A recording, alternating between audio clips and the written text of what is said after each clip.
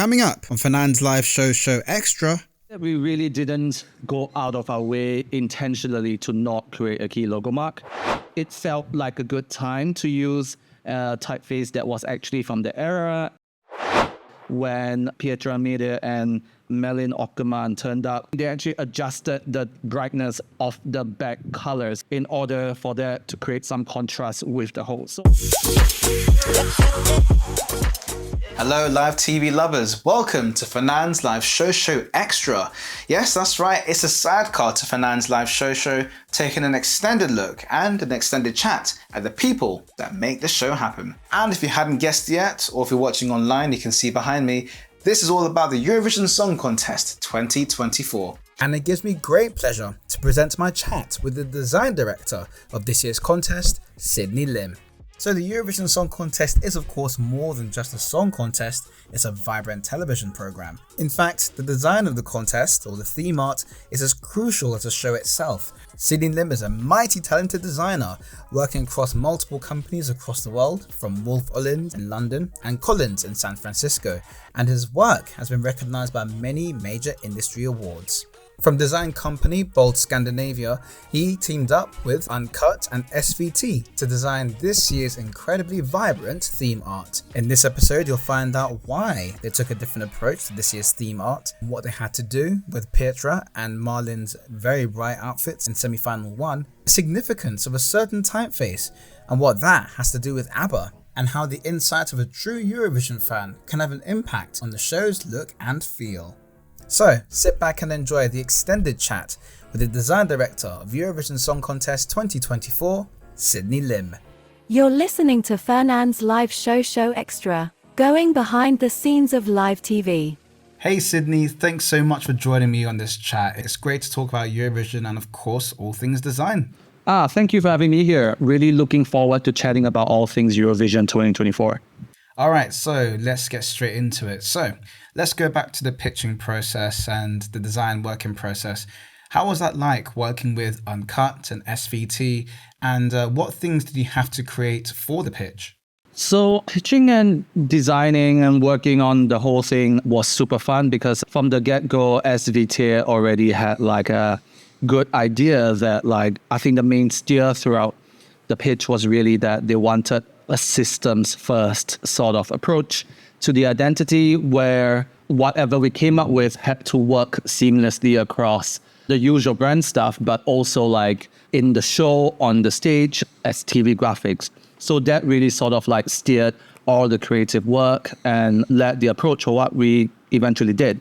And the main things that we really focused on that we actually created, I think it's the usual from the get-go, the sort of brand guidelines, the motion guidelines, all the sort of conceptual level things, but then also launch films, but also more specifically when it came to implementing it, definitely working very closely with the city authorities to sort of design all the banners and all the different, making sure that the design was scaling according to the different touch points in print, in merch, in the TV transitions, coming out with the core set of working very closely with the SVT sort of design team to come up with all the, the broadcast graphics and all the way down to working with VXO with the scoreboard. So really, I would say that everyone has been very inclusive and including us in the process from conceptualization all the way to implementation. And there's been great collaborations throughout. So it's a unique design for this year's Eurovision as it breaks away from having a key logo mark and having a design built around that. It seems all completely different this year. Tell me a little bit about the process behind this. I would say that we really didn't go out of our way intentionally to not create a key logo mark, even though of course, we are all aware that past editions, it's a convention to have that. Because this time, it was so laser focused, it was very clear that we were all about the system and how it adapts between the different formats.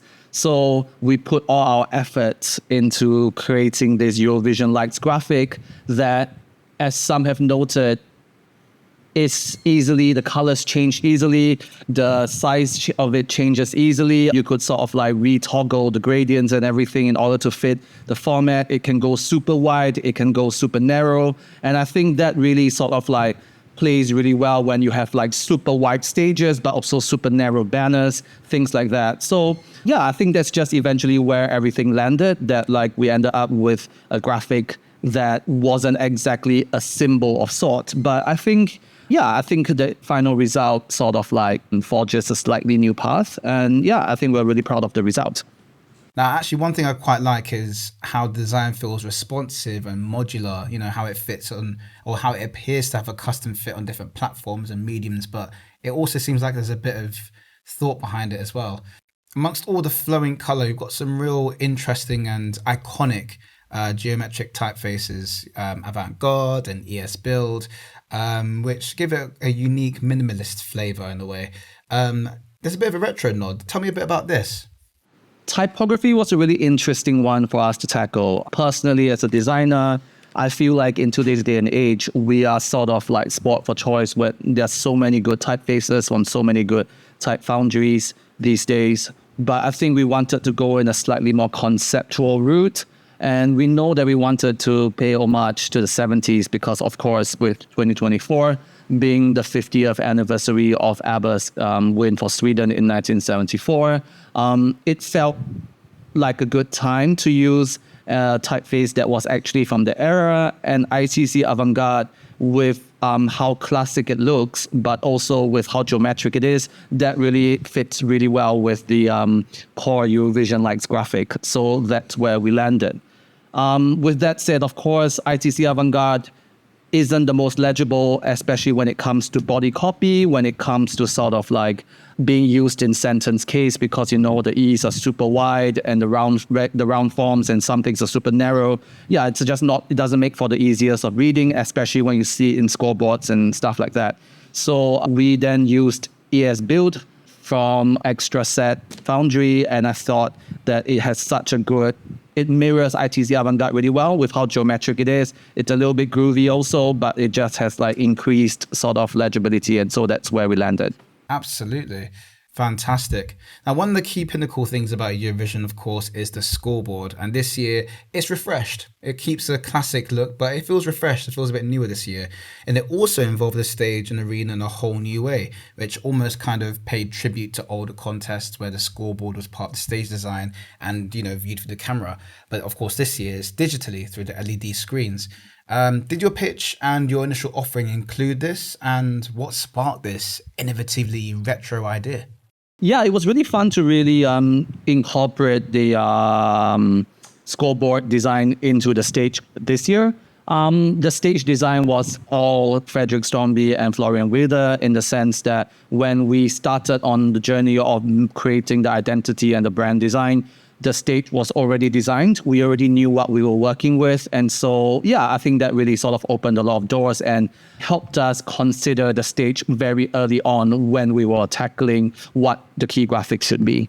Now, speaking as a designer myself, I know it's one thing to create the ideas and animate it, and, it's all really good and really pretty to look at. And it's obviously a whole new kettle of fish in terms of translating that idea into workable pieces. So how was that process, especially with all the various departments that feed into the production? So the collaboration with the different teams this year was absolutely amazing.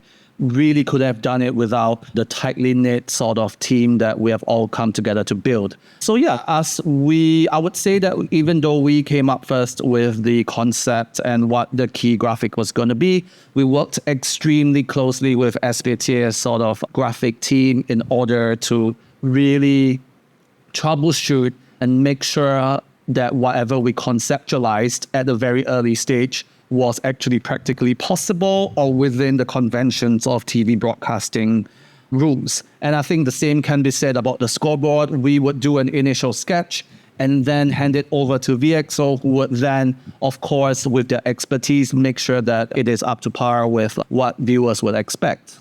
And I think likewise with Green Wall Design, who made all the stage graphics, and we worked super closely with them to define the different looks really throughout the show. So you would notice that the home look has the pink and orange and yellow gradients, but then when we transition into the voting parts of the show, it was actually like the dark purple gradients that took over. And I think all of that was really done in close coordination with Greenwall, and yeah, lots of trial and error. And I think that was also the benefit of like having the Eurovision Lights this year as the key graphic, in the sense like, because it wasn't 3D rendered or any sort of like, that didn't require very advanced technology to try to render. So we could actually test different color systems and test different patterns and test different sort of layouts extremely quickly all the way up to the show. So I thought that was a really fun process.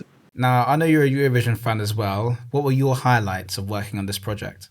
Yeah, I'm definitely something of a Eurovision fan myself. I've been watching it, I wouldn't say for super long, but I would say since 2016. So yeah, it was definitely a fever dream, sort of bucket list kind of thing to be able to work on a project like that. But of course, there's quite a bit of pressure also because I think everyone has different expectations of how things are going to go, especially working on the Swedish edition. And Sweden is obviously known as a Eurovision powerhouse in its way. So I think there were definitely moments where there was a lot of pressure riding on working on this thing, but at the same time, you just have to keep reminding yourself to sort of do what you know and to just try your best and pray that everything works out fine. And I think we are all super happy with the results. So I would say that went well. Now, getting into the real nerdery and the geekery and the technical facts about it all, are there any Easter eggs or anything within the production that you're happy to share?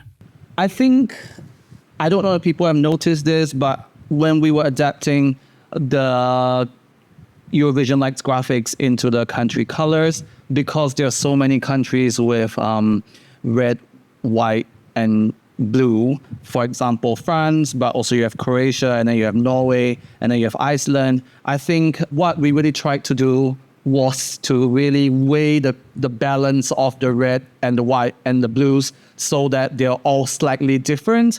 I don't know if people actually noticed it, but like if you watch out for like, the stage ready graphics and stuff, you would actually start to see that, for example, we made sure that Iceland was bluer versus like Norway, which is redder. And I think, I thought that was a nice little detail that we were trying our best to incorporate. Another different thing is that the flexibility of this year's graphics, also because it came in so many different colors, meant that we could always adjust the tint and the brightness of it slightly for it to work best on stage.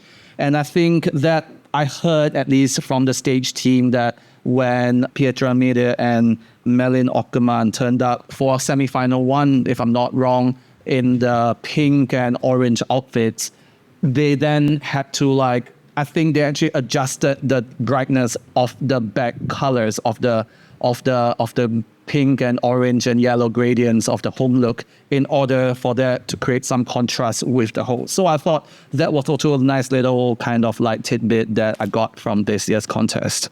Absolutely. I must say, I really do like this year's theme art. I actually really appreciate how it tickles the creative side and the side of logic in terms of systems first and breaking away from thinking of a logo first, but thinking of the project as a whole from a different standpoint, which obviously lends itself marvelously to how it all plays out. And the attention to detail with all the colours and the variations between the reds and the blues and all of that stuff, fans, I'm sure, absolutely appreciate. It's been a great chat. Sidney, thank you so much for your time and for your insight and some design nerdery into this year's contest to creating such a vibrant branding for a massive production. So thanks so much for sharing.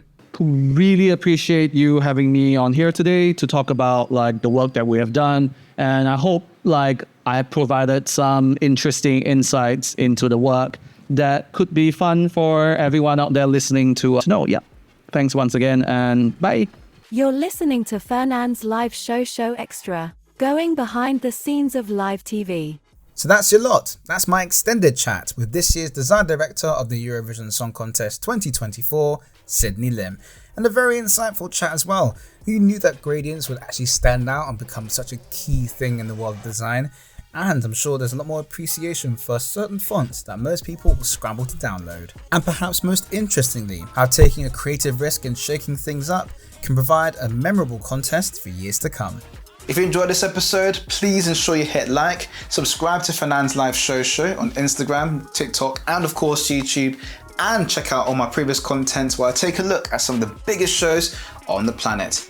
Until next time people, you know what to do. Stay alive and hit record.